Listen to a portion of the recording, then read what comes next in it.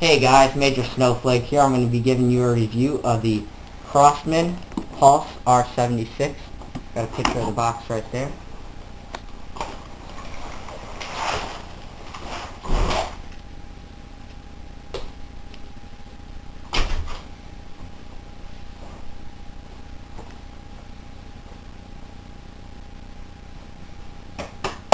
Okie dokie, let's get started. First of all, we're going to go over some key features of the Pulse R76. Right off the box, you're going to see 375 feet per second. It's electric power, and I think as we've come to expect, full and semi-automatic fire. Okie dokie, we're going to open it up. Just a bunch of useless pieces. It comes with a sling. One metal magazine, and you know, I'm going to be honest with you guys, I got this like a week ago, and I tore everything open, so it comes with more, but I probably can't find it.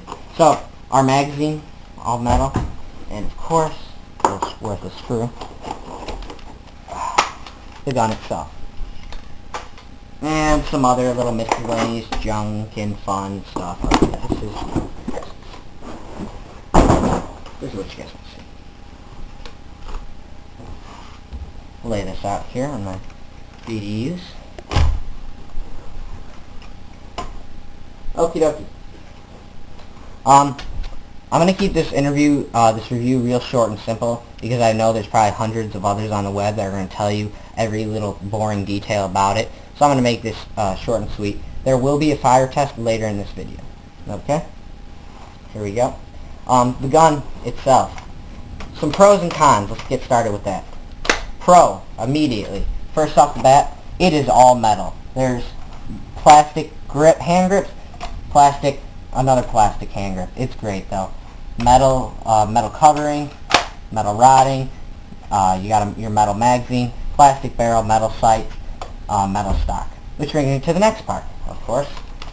Its stock is extendable, so you can, I'm going to move out one light here. Yeah, we're not really professional video, as you can tell, in any way, shape, or form. Okay? So, your stock can go folding. There we go. You are ready to rock and roll. Next, pro. There's so many to go over. I'm only going to cover a couple. Oh, the hop-up system. Easy to adjust. Don't have to unscrew anything. Pull the receiver back. It's right there. I don't know if you can see that. Probably I'm blocking the light, but there's your bust. So, it's in there. This is probably going to be our my last pro. Here with the battery, what they did was a really smart idea. Okay, if you can see that, I'll try to do my best against this white paper. They got the cords are actually wrapped in black electrical tape. And the smart thing about that is so these cords don't pop out. Because I'm going to show you what happened. Just keep here.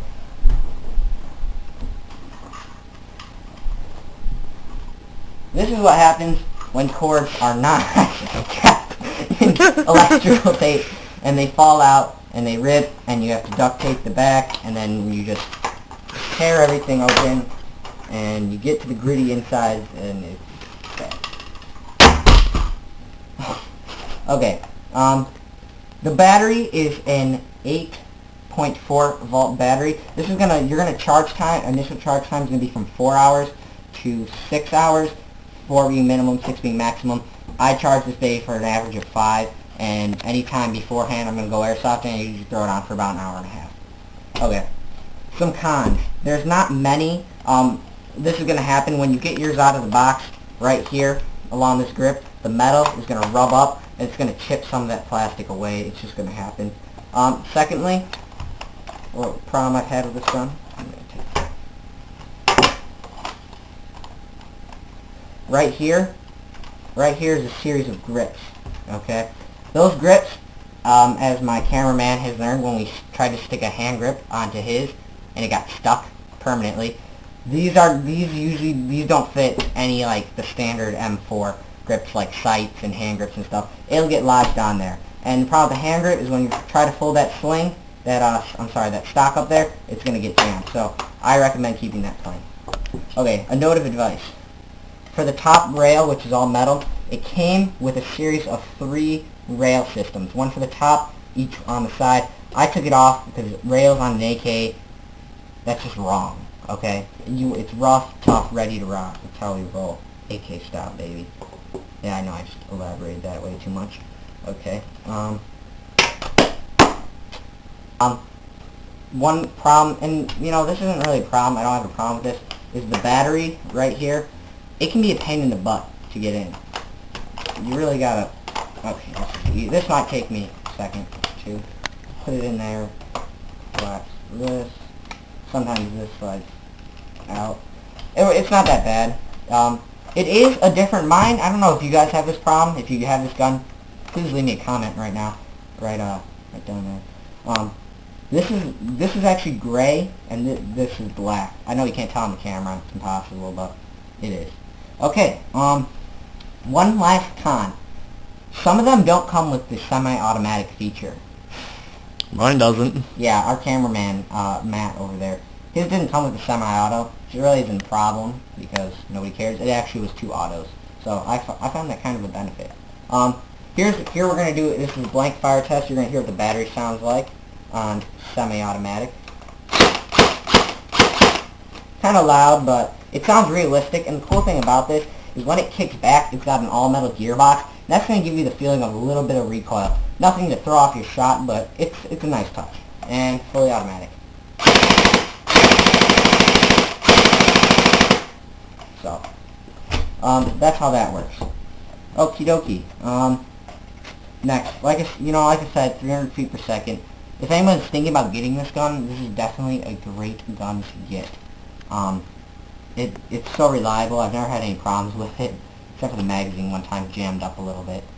But we got that worked out really quickly, so.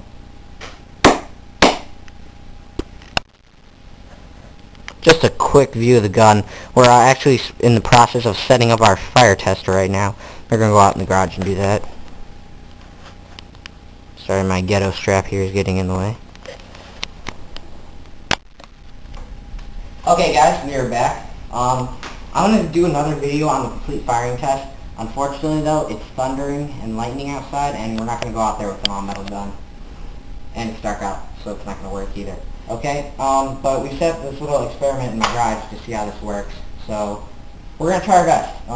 Like I said, I'm going to put the link to the video with the good firing test, and we're going to do a special, we're going to fire it with we're looking through night vision goggles. And with the white DVs I'm using, it's going to show up great. You guys are going to like it. Okay, cameraman, take your position. Position of death. Stand by, actually. A word. So, safe, fully automatic, so. That's totally not necessary, but everybody in every airsoft video does that, because it looks so cool. So I'm going to do that one more time. Actually, look at me. Excellent footwear. Thank you. Okay. Cameraman is in kind of danger. Actually, we're going to focus on the Pepsi can first. I'm shaking with fear. Oh, Lord, you should be. Watch that camera. I like that. Okay, okay. And those mercury filled lights. Okay. Indeed. Here we go. By the way, I'm covered in water right now. Thank you.